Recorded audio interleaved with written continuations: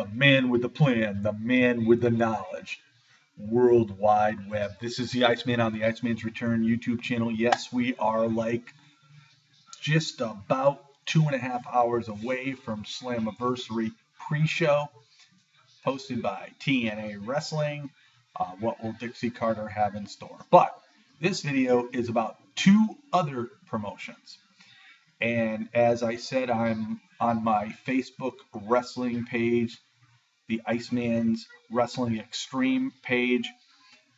Who was the bigger heel boss, Vince McMahon or Eric Bischoff? Now, before we get started, Eric Bischoff actually was the boss of WCW from 1996 to 2000. Vince McMahon, since he took over from his dad, I think it was like 1983 or whatnot, has been the boss of WWE since. Who made more impact as far as a heel goes? Now, we have seen the likes of Vince McMahon on many occasions. We've seen him having his Kiss My Ass Club. We saw him with situations with Trish Stratus. We saw him in situations with Stacy Keibler when Stacy was on the desk with her legs spread and Vince is sitting in front of that desk. We've seen him in situations with Tori Wilson, Candice Michelle.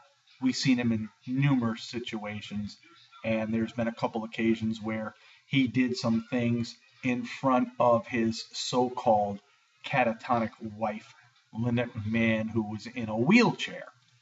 Now, yeah, this is somewhat of a heel for Vince McMahon.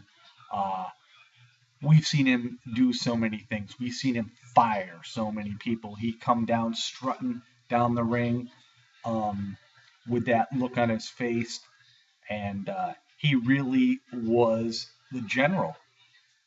By no means was anybody in the WWE any bigger. Vince McMahon really had a lot of control. You did what he wanted to or else. But, you look at all of this and all his confrontations with his son-in-law Triple H, his confrontations with The Rock, and his major and biggest confrontations with Stone Cold Steve Austin, which was a great feud, probably one of the best feuds between a boss and a superstar, was Vince McMahon and Stone Cold Steve Austin. We saw it on numerous occasions. Austin was just that rebel, the renegade guy that just liked to defy orders from anybody. And he used to get the best of Vince McMahon. We saw the segment when Austin dressed up as a doctor when Vince was in the hospital room and hit him over the head with the bedpan. We've just seen so many great things between Austin and Vince McMahon. Now, yeah, Vince McMahon was a pretty good heel. Without a doubt, he has really screwed over a number of wrestlers. Heck, he even screwed over his own son Shane on numerous occasions. He screwed over Randy Orton. I mean, he has had confrontations with John Cena, confrontations with CM Punk. Anybody that was big in the WWE, Vince McMahon seemed to have a confrontation with. So, by all that being said, Vince McMahon was a great heel in the WWE. On the other side of the coin, Eric Bischoff, WCW, started off as a sideline reporter, announcer, and just one day, all of a sudden, and at the time, I never even knew this occurred. I remember Kevin Nash throwing him through the platform, and Bischoff was gone. And then he reappeared. Nash and Hall were the outsiders. Eric Bischoff reappeared. He got Hulk Hogan in.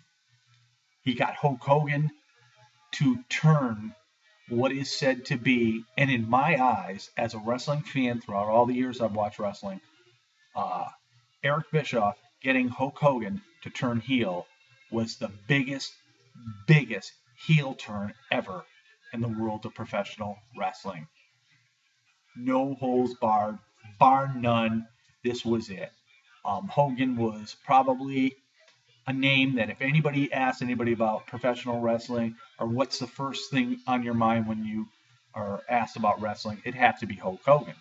And but Eric Bischoff got Hogan to do the heel turn, which Hogan did not want to do in the very beginning. But Eric Bischoff did this. And at the time, after Bischoff was actually being thrown through the floor, Bischoff actually was assigned president of WCW in 1996, and I believe it ran to 2000. And from then on there, Bischoff, Hogan, Nash, and Hall, all of a sudden, here comes the development of the NWO. Now, this was Eric Bischoff's idea, and with the birth of the NWO, this was a faction that, bar none, was probably the best ever in the world of professional wrestling. I mean, everybody loved DX, everybody loved the Four Horsemen, but nothing was ever bigger or better than this faction in WCW. Now, Eric Bischoff, and the reason why I talk about Eric Bischoff, in my eyes, being the bigger heel than Vince McMahon.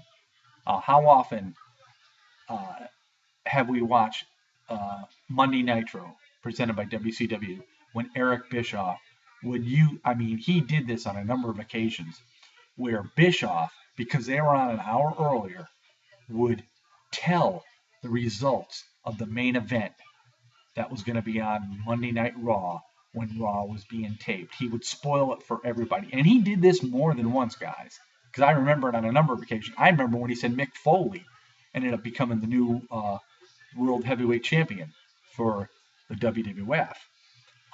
And then Bischoff and Macho Man one night were talking about the teenager Stephanie McMahon in a way which totally was uncalled for in my eyes. I mean, I think when one promotion talks about the other, I think to me there should be a code of ethics.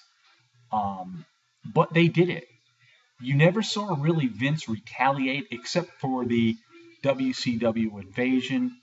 But, we don't want to get into that because it really didn't really mean a heck of a lot to WCW at the time, although it did sort of add fuel to the fire. But Bischoff and Macho Man really, I think, crossed the line. And, a lot of people were saying, oh, this was a storyline. This was not a storyline. Eric Bischoff ran WCW. He had full control given to him by Ted Turner. Ted Turner was the owner. Ted Turner let it go. He let Bischoff run the company. And from 96 to 2000, what did Eric Bischoff do? He destroyed the WWE in ratings for 80 some odd weeks. And that was with the NWO. And Eric Bischoff, the heel that he just was like enormously popular as a heel. He and Hogan probably together were the two most famous heels as far as people loving to see them come on TV than anybody else in the world of professional wrestling. I mean, it was totally awesome. So there's a lot of people out there that are saying that Vince McMahon is the best heel. No, I totally disagree. This is as far as being a boss. Eric Bischoff was the best heel boss there ever was because once he got control and once he, formed NWO, Eric Bischoff did and said anything he wanted. And with all this being said, when Bischoff formed the NWO and the rating war started, this is what made professional wrestling skyrocket through the roof. Go back and check those days when NWO was around and check out the ratings with the WCW, Monday Nitros, and Monday Night Raw. Check out the ratings. Those ratings were never higher ever in the world of professional wrestling than they were back in those days. And that is because Eric Bischoff created an enigma with the NWO, and with his involvement by referring to the WWF or the WWE, it was just like totally amazing. I should say WWF because it was WWF at the time. He even called out Vince McMahon and wanted to have a match with Vince McMahon at Slamboree 1998. They had a Vinnie Mac cam. I mean, who else would do this but Eric Bischoff? And, as far as I'm concerned, all the things that Vince did as far as being a heel, they were up there. But Eric Bischoff went above that, and he went over the line, and he really did things that really, to me, crossed the line. And that's why I give him credit for being the best heel ever as a boss in the world of professional wrestling. Anybody that doesn't have any, knowledge of the NWO or the old days of WCW, check it out. You'll be amazed at what went on. Check out the ratings for the shows back throughout 96 through 99 for WCW. See how it escalated. See how it just totally destroyed the WWE, because it did. It's a fact. It's on paper. It's in written proof. So I give credit to Eric Bischoff for being the best heel boss ever. And I also give Eric Bischoff the credit for making the world of professional wrestling better than what it probably would be. And, it's unfortunate those times are gone, but, we need another Eric Bischoff in another wrestling promotion.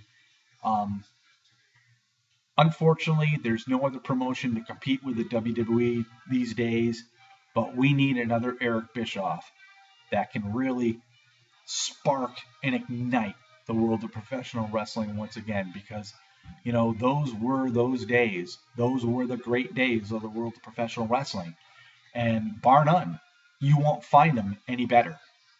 On that note, this is the Iceman on the Iceman's Return YouTube channel. I just got done.